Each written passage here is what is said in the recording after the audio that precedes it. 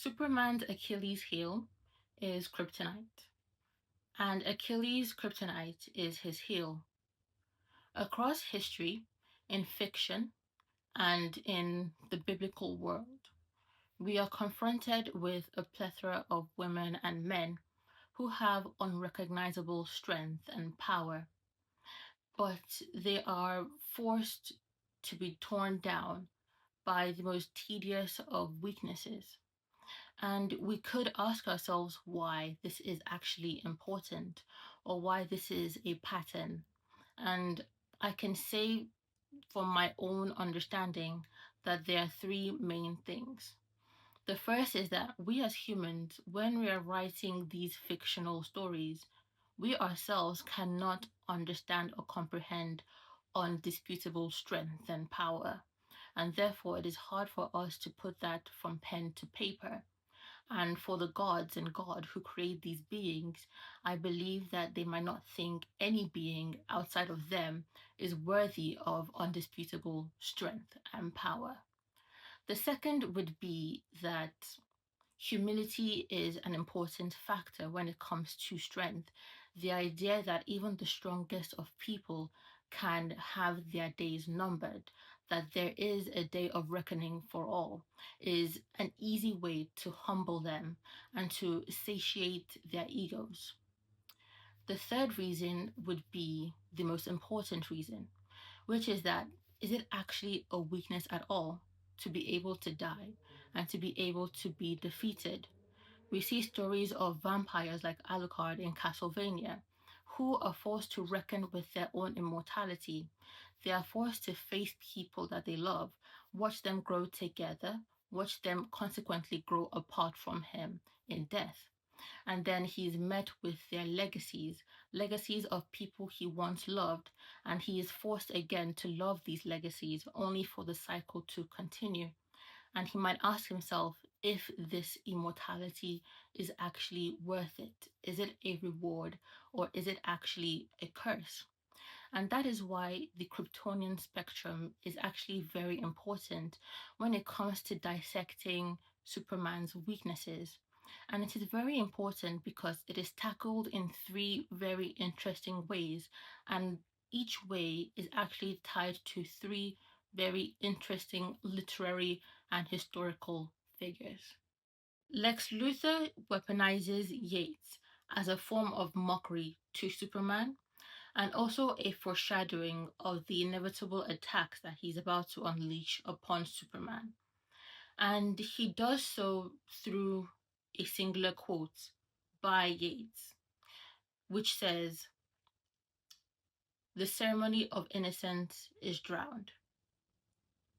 And from that quote, we can decipher that he is foreshadowing an attack on Superman's innocence. And he does so by attacking Superman's core self. We know that Superman is an optimistic person. And by quotation from Lois Lane within the comic book, she calls him perfect. And Lex Luthor is reveling in the fact that he is able to flip that narrative. And he's reveling in the fact that he actually does flip that narrative simply by forcing Superman to ingest red kryptonite. We know that red kryptonite makes Superman angry, but it also makes him pessimistic. He becomes dystopian and rageful. That is a victory royale for Lex Luthor, the ability to take away that innocence from Superman like a flash. But the second aspect of him quoting that poem comes from when you actually read the poem in its entirety. It is called The Second Coming by Yeats. And in the first paragraph, you'll see this quote: "Things fall apart. The center cannot hold. Mere anarchy is loose upon the world." And Lex Luthor would be foreshadowing three things based on that singular line, that singular sentence. The first is the obvious, the fact that in this world, Krypton is completely nothing. It has been completely dissipated. The center, the core of Krypton, has been withered to nothing, and therefore the center cannot hold, and anarchy is now loose. Everything relating to Krypton is now loose and lost and tarnished. The second is the fact that Superman is about to go through a series of destabilizing trials and arcs by virtue of experimenting on Kryptonite. Not only is his sense of time destabilized, but his sense of self, his sense of being, and even his sense of dimension is called into question. And therefore, for Superman himself, anarchy is loose upon his senses. The third is the fact that Superman, throughout this book, throughout this comic, is going to have to reckon with the fact that his only piece of home is hurting him, is going to hurt him. By Batman's own admission, he says home for Superman is the only known thing across the galaxy that can destroy you. Home takes the super out of the man. So therefore, throughout the entirety of Superman's arc across the Kryptonite spectrum, he is forced to reckon with the fact that home is destabilizing him. His home is destabilized. He himself is about to be destabilized. And the only remnant of himself is also going to destabilize him. The second exploration of Superman's weakness comes with a literary allude to Alice in Wonderland. And that comes when Batman says, "Why is the raven like the writing desk?" And this is important for two reasons. The first is that it is a one-on-one comparison, a one-to-one comparison between Alice and Superman. In that context, Superman is growing because of the cobalt kryptonite that he ingested, the same way that Alice grew and shrunk depending on what she drank and ate. And the second is because the creation of this riddle is that it is virtually unsolvable. That is the basis in which it was created. And to have Batman say it is actually even more ironic because of what the context of the book suggests.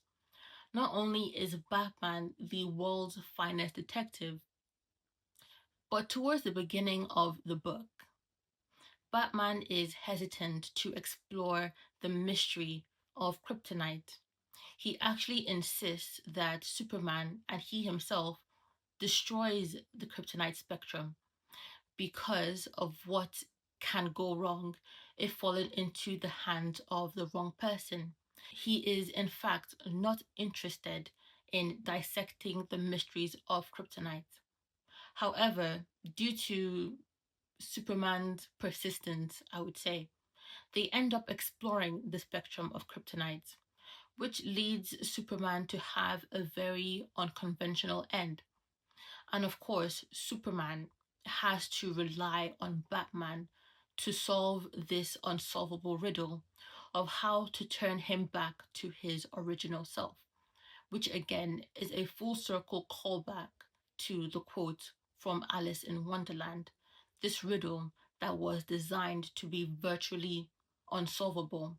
Now it is having to be solved by the world's greatest, the world's finest detective. The third use of a literary figure in the kryptonite spectrum occurs when Lex Luthor attempts a mockery and a taunting of Superman using Da Vinci's Vitruvian man. He does so by handing an action figure of said Vitruvian man to Lois Lane. And this is important in three layers. The first is that the Vitruvian man is said to be a replica of what the ideal man should be. And him handing over a shrunken size of this Vitruvian man is a call to the fact that Superman in his current state is shrunken and now a boyish version of himself. So it is an on-the-nose mockery of Superman's current state. The second is also a one-to-one mockery of his current state, in that it comes in the shape of an action figure, and it is preceded by Lex Luthor calling him a boy, which is a mockery of his boyhood at that moment.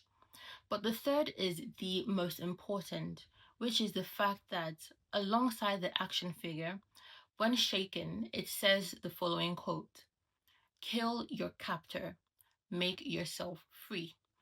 It is a taunt to Superman for him to kill Lex Luthor. He is taunting him to kill him, indirectly saying, if you want your freedom, if you want all of this to end, you will have to kill me. And this is important because it goes against Superman's core self. It is a test to Superman's core self. He's indirectly challenging his ability to remain steadfast in who he is, which, as we know, is a direct callback to the very beginning of the comic book, where Lex Luthor quotes Yeats, saying, "The ceremony of the innocent is drowned." He is trying to attack Superman's core self because he knows that in actuality, Superman's weakness is not kryptonite.